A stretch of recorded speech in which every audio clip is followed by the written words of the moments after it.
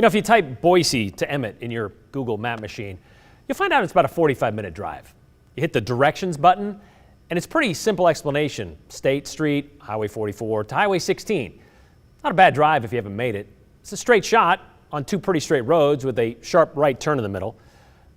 That's the way it is now. A little more than a century ago, though, you had to take a lot more turns to get into Emmett, and you could still go that way. There's a turnoff called Old Freezeout Road just before you hit the current Freezeout Hill. Not exactly the coldest spot in Idaho, but there's a reason for the name and why it's no longer the only way into town. It's a relatively short road with 26 curves. It's a fun hill to weave and wind down. But don't let the term hill fool you. A little intimidating because the guardrails are old. The road is not in the best repair. And so the first few times you go down, it's not uncommon to ease down at about 25 miles an hour. 25 miles an hour down the nearly 2-mile-long winding road, which was never really for the faint of heart. Old Freezeout Hill, put in place in 1919, was actually the third rendition of the road. There's been 4 roads down Freezeout Hill.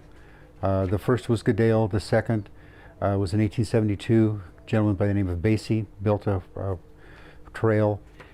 And then sometime in the early 1900s, the old Freezeout was put in, and that was engineered by Idaho Transportation Department as part of Highway 16.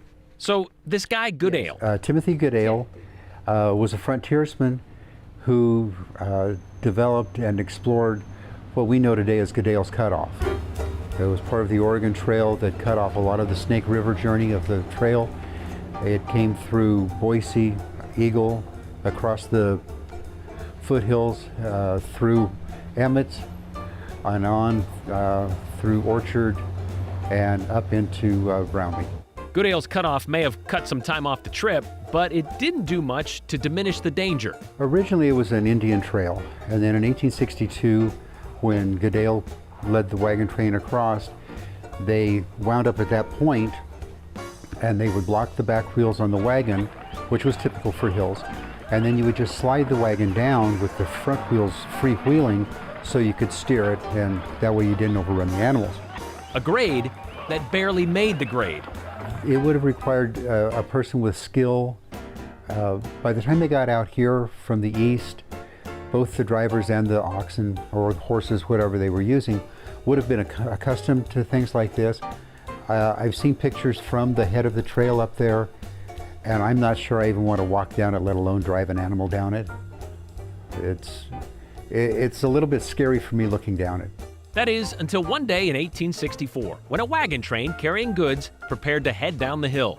Before they did, they decided to let Dr. Burge and his wife lead the way. Doc Burge and his wife were bringing a load of glass back from Boise for their new house, and they pulled up and blocked the wheels and just started sliding down like they knew what they were doing.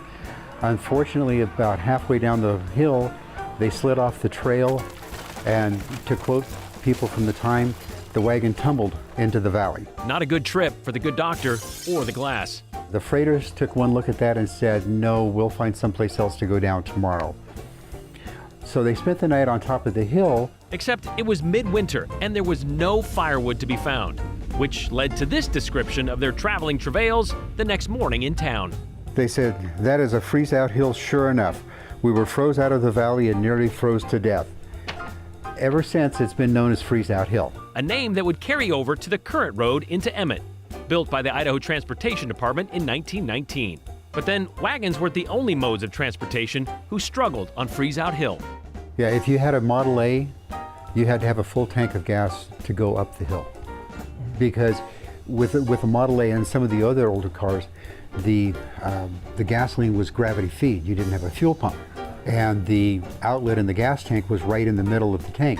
So going up those hills, if you had less than a half tank of gas, you would wind up going up the hill and the car would just stop running because it ran out of gas. So as drivers tired of pushing their cars, there was a big push to straighten out the highways, making them more convenient, allowing for more traffic, which ITD did to Highway 16, and it's been that way since the 1960s. Way before that, By the way, we paid extra for those graphics. Hope you noticed them.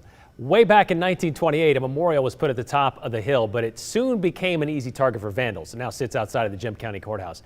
If you decide to make the trip to Emmett and drive down the hill, just make sure you look at the hillside from the Emmett Valley looking towards Boise. You'll notice the hill has some heavy excavation markings on it. Mike tells us the sand is actually really fine quality silicone sand in those Emmett Hills. And once it is taken out, they take it, they clean it, they ship it around the world. And it's used in glass making. They also use it sand traps on golf courses around the world. It's even been used on an overlay beaches around the world. So yeah, some of Emmett is somewhere around the world at this moment. So next time you're on vacation sitting on a tropical beach, yeah, you could actually be still putting your feet in sand from Emmett, Idaho.